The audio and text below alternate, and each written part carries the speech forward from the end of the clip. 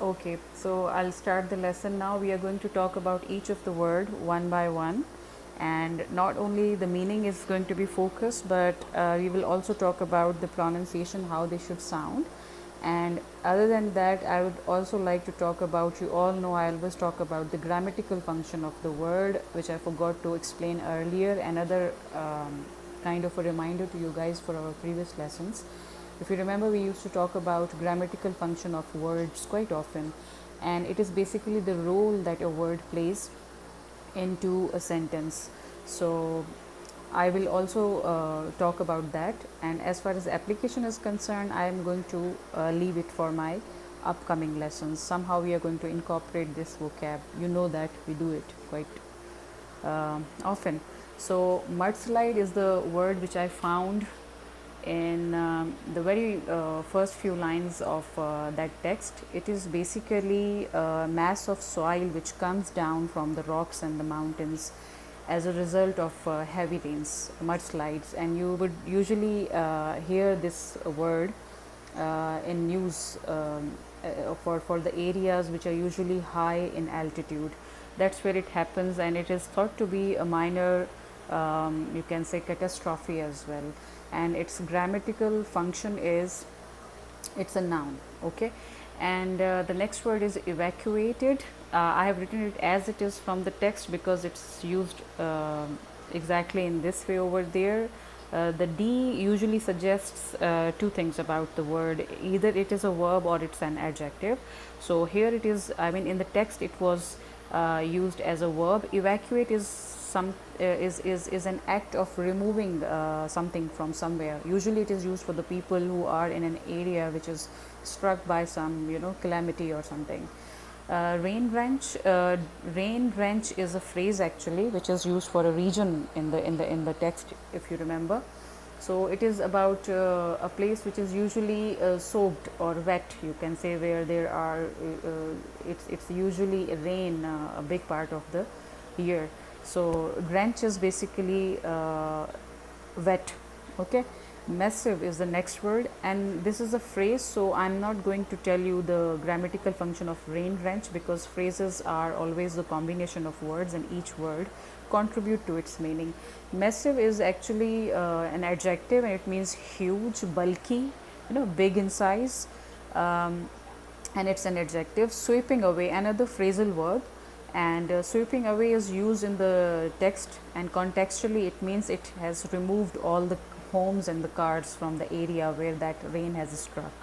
Wildfire is again a fire in the forest, and you know, wildfires are also used in idioms as well, that the news spread like a wildfire. Wildfire is something that spreads very quickly at a very alarming rate. So that's it.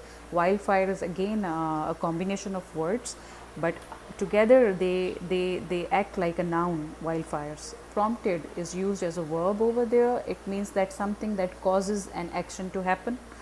Torrential, I hope you people remember, we had last year discussed about this particular word, and usually it is used for rains and winds. Torrential is something that carries a strength and power inside, something very destructive, or you can say violent, and very powerful in its nature. So that's torrential, and it is adjective. Havoc is a noun, very common word by the way. And yeah, let me tell you guys that I have taken the most commonly used words in the language. Whenever you are going to read a book, you are going to read a newspaper, you are going to listen to television, or on internet you are having any audio, so you will hear these words. They are very common. Okay. Havoc is again, it has to do with something destructive, and it is a noun. Washing away is a phrasal verb, again something that cleans out everything, and again it is used for homes and cars and property being washed away by the flood, I guess, in the text. Fatalities, if you remember the word fatal in our previous lessons, fatal is an adjective, and it means something deadly, something that has this property to kill something else. So fatalities are used as deaths over there, and fatality is noun. Row down is another phrasal verb, and it is used in the text for, I think, the mudslides that roll down from the mountains means, and it is figuratively used. Even phrasal verbs are figurative, if you people remember. Soon we are going to again talk about phrasal verbs very thoroughly. So a lot of things will come back to your mind if they are blur in your mind right now. So the roll down means they come down with a sound. Okay, mandatory and voluntary both are used side by side, but they are actually antonyms to you. Mandatory is something compulsory, and voluntary is something that you do out of your will. And these two are, I think, adjectives, most probably. Debris and debris is plural. This is basically the remains of something broken, or for example, the plane crash, whatever remains we have of the plane or the ship, the broken stuff, that's called debris. So, and it's a noun again. This was all about the meaning and the grammatical function. How you are going to use it in your future lessons is something that I'll ensure and share with you guys. Other than this, if there is anything else, and I could remember this later, so definitely in coming lessons we are going to talk about it. One thing, please do it carefully during your reading lessons, is that you should use dictionary. If you remember, I had made it mandatory for all the students to keep a dictionary, but you are not going to use dictionary right away. I hope you guys remember.